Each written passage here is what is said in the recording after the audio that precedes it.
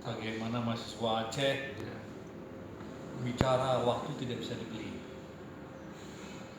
Jadi perlu inovatif, perlu kreatif, perlu adaptif, perlu kolaborasi. Kolaborasi, kontribusi, inspirasi. Ya semua, jangan nanti begitu pulang nyesain orang tua. Orang tua yang ada sedih. Akhirnya apa? Waduh, kalau bisa anak-anak luar. Di sini aja sama. Bukan sama mana?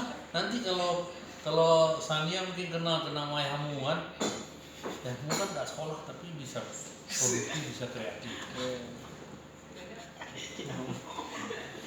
Ya jadi begitu. Jadi kita harus robot pola. Yang mau bilang tadi bahwa orang Aceh 1% kreatif, 90%, 99% menunggu. Jadi yang sekolah di luar harus kasih contoh soal, harus kasih teladan supaya mereka berlomba-lomba. Jadi contoh soal di sini. Tapi kalau misalnya nggak ada kreatif apa, orang tua kan jadi hopeless. Untuk apa sekolah di luar?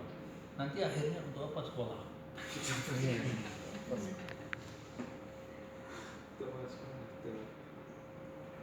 Nah, jadi di situ betul-betul harus dipikirin bagaimana caranya ya supaya jadi unggulan.